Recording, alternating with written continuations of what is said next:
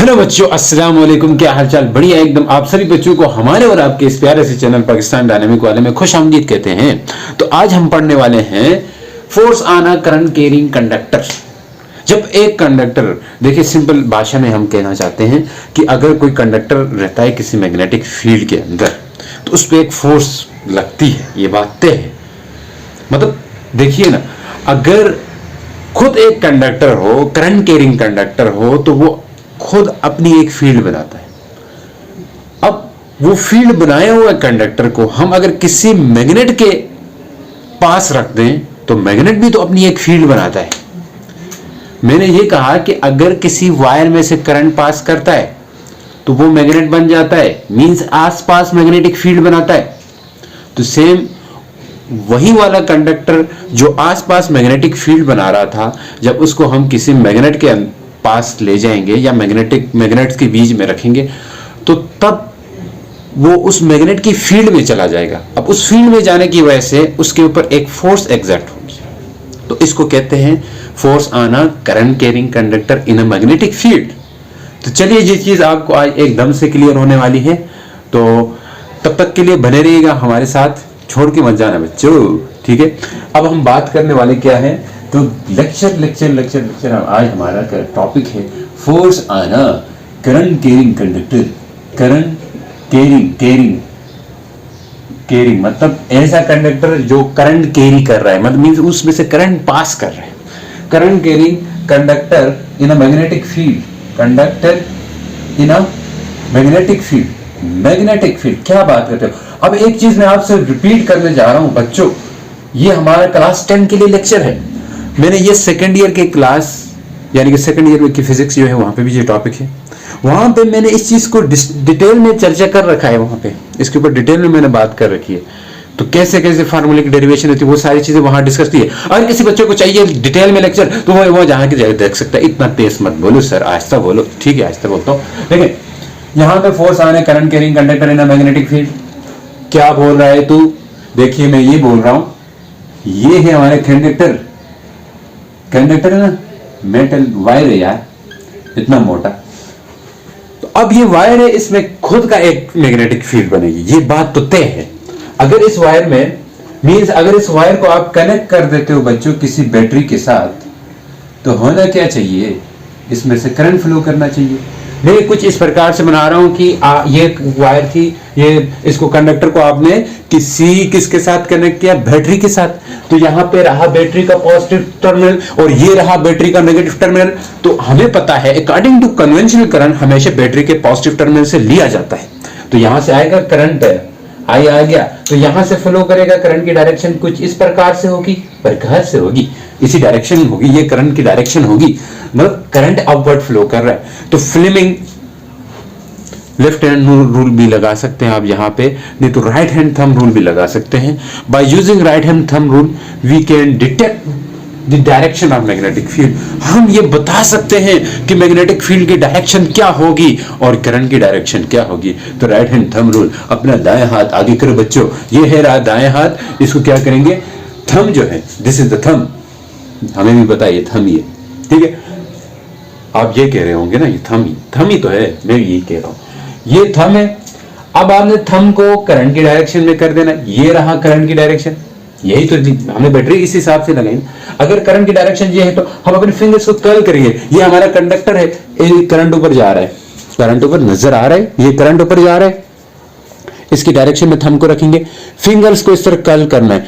देखो ये इस कंडक्टर में करंट फ्लो कर रहा है, आप हाथ नहीं लगाना, ठीक है, हाथ लगाओगे तो फिर करंट लग जाएगा आपको। तो इसलिए कह रहा हूं कि ये वैसे चेक, अब ये ऐसा कंडक्टर इंसुलेट नहीं होना चाहिए, इसके ऊपर लपेटा हुआ नहीं होना चाहिए, नंगी तार होनी चाहिए। नंगी तार में ऐसा करोगे फिर तो जल जाओगे, मर जाओगे। तो क्या करेंगे, ऐसा करके थंब को रखेंगे और फिंगर्स को यूं कर्ल करेंगे। ये जो फिंगर्स कर्ल हो रही है, ये घूम रही है फिंगर्स, ये मैग्नेटिक फील्ड की डायरेक्शन दे रही होती है। अब यहाँ पे रख के कर्ल करें तो मैग्नेटिक फील्ड ए अंदर जाके ए बाहर आके मुड़ेगी ना, इस तरफ से देखो जरा, ये रहा, ऐसे यूं यूं यूं होके बाहर आ जाएगी, यूं होके बाहर आ जाएगी, यूं होके बाहर आ जाएगी, समझ रहे।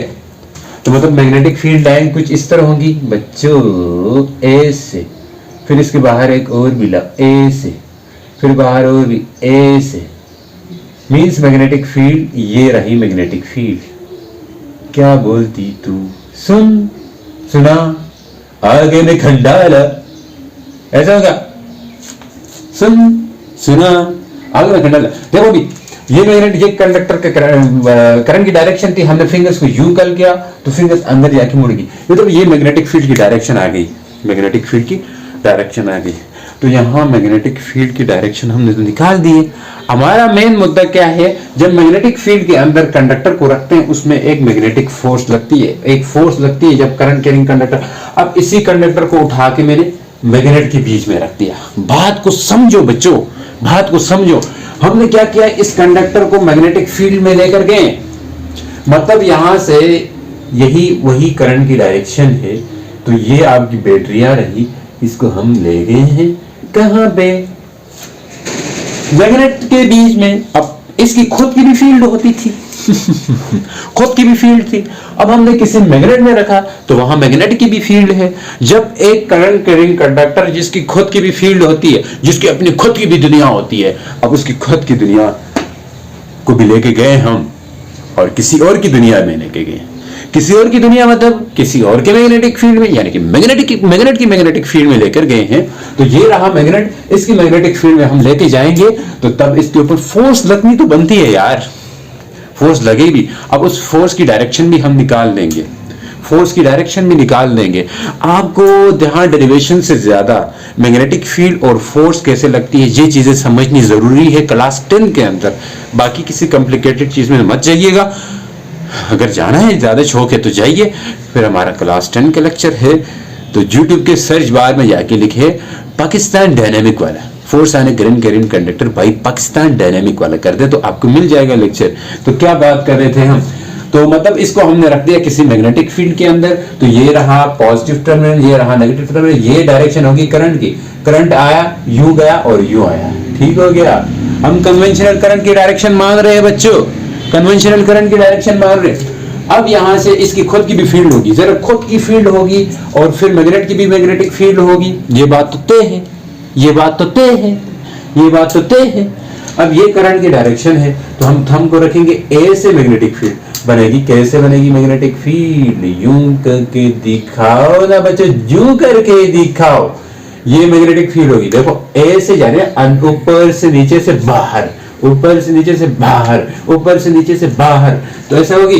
तो मतलब ऊपर से जा रही है मतलब यूं जाएगी मैग्नेटिक फील्ड और यूं आएगी मैग्नेटिक फील्ड, मतलब फिर यूं जाएगी मैग्नेटिक फील्ड और यूं आएगी मैग्नेटिक फील्ड। तो ये मैग्नेट कंडक्टर की मैग्नेटिक फील्ड है। लेकिन यहां तो रहा कौन, मैग्नेट, इसका बाप बैठा हुआ है यहाँ पे। ना कर बात, ऐसी बात ना करें सर।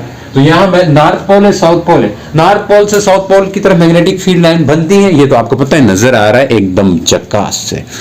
तो यहाँ नॉर्थ पोल है, ये साउथ पोल है। नॉर्थ से साउथ की तरफ क्या होगी, मैग्नेटिक फील्ड लाइंस। नॉर्थ से साउथ की तरफ क्या होगी, मैग्नेटिक फील्ड लाइन। नॉर्थ से साउथ की तरफ मैग्नेटिक फील्ड लाइन। अब ये मैग्नेटिक फील्ड लाइंस नजर आ रही है आप लोगों को, एकदम क्रिस्टल क्लियर है।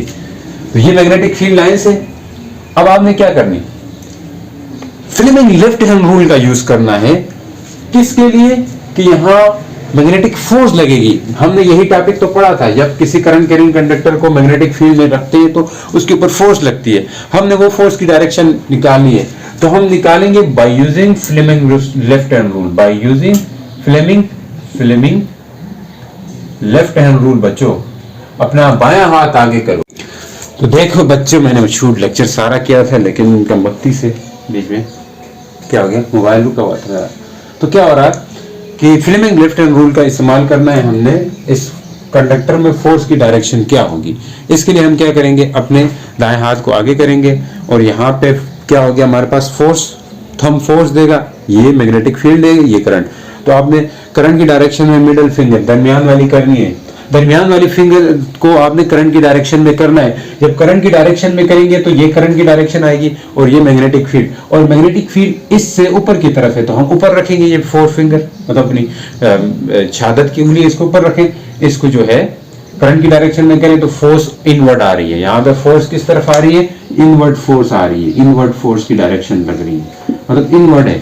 तो हमने ये देखा कि जब मैग्नेटिक फील्ड के अंदर कंडक्टर को रखते हैं तो एक फोर्स लगती है जो कि इनवर्ड लगती है। अब ये जो फोर्स है ये कितनी लगेगी, किस बात पे डिपेंड करेगी, इसके लिए हम जरा एक डेरिवेशन करेंगे, लेकिन डिटेल में अगर डेरिवेशन चाहिए आपको सेकंड ईयर के लेक्चर में जाके देख सकते हैं।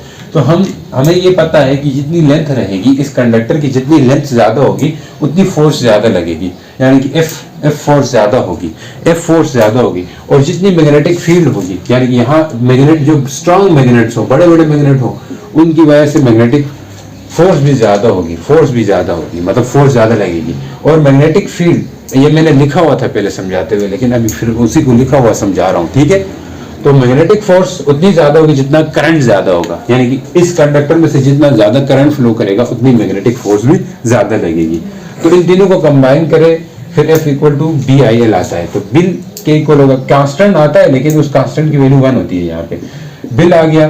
ये डेरिवेशन जरूरी है क्योंकि पंजाब की बुक में तो इसकी डेरिवेशन नहीं दी हुई, लेकिन KPK वालों ने दे दिए, तो इसलिए जो बच्चे स्टडी करें दोनों ओवरऑल सबके लिए हो जाएगा, ठीक हो गया। असल मेन चीज आपने सीखा है कि कंडक्टर को मैग्नेटिक फील्ड में रखते हैं तो कैसे फोर्स लगती है, ये यहाँ हमने देखी। एक तो इसकी खुद की फील्ड थी कंडक्टर की, जब इसको एक दूसरी फील्ड यानी कि मैग्नेट की फील्ड में रख दिया तब भी इस पे फोर्स लगी। तो यहाँ से B किसके इक्वल होगा, FB, ये I और L नीचे आके डिवाइड हो गए तो FBIL होगा। अब इस मैग्नेटिक फील्ड की जो यूनिट होती है वो टेस्ला होती है, ठीक हो गया। और टेस्ला किसके बराबर होगी, न्यूटन एम्पियर मीटर के। इस करंट की यूनिट एम्पियर है, लेंथ की यूनिट मीटर है। अब आपने 1 टेस्ला देखना है तो 1 न्यूटन 1 एम्पियर 1 मीटर। जब 1 मीटर की वायर हो, लेंथ उसकी 1 मीटर हो और उसमें से करंट 1 एम्पियर फ्लो करे, तो उसमें जब 1 न्यूटन की फोर्स लगेगी तो हम कहेंगे ये जो मैग्नेटिक फील्ड है ये कितनी है, 1 टेस्ला की मैग्नेटिक फील्ड है, 1 टेस्ला की मैग्नेट। फिर से रिपीट कर रहा हूँ, यानी कि 1 मीटर लेंथ वायर की हो, लेंथ 1 मीटर हो और 1 एम्पियर करंट हो और फोर्स कितनी लगे उस वायर पे, 1 न्यूटन की फोर्स लगे, तो तब जो मैग्नेटिक फील्ड होगी उसे हम 1 टेस्ला कहेंगे। तो उम्मीद करता हूँ आप लोगों को समझ आई होगी। तो मिलते हैं नेक्स्ट लेक्चर के साथ, तब तक के लिए बने रहेगा। गुड बाय, अल्लाह हाफिज।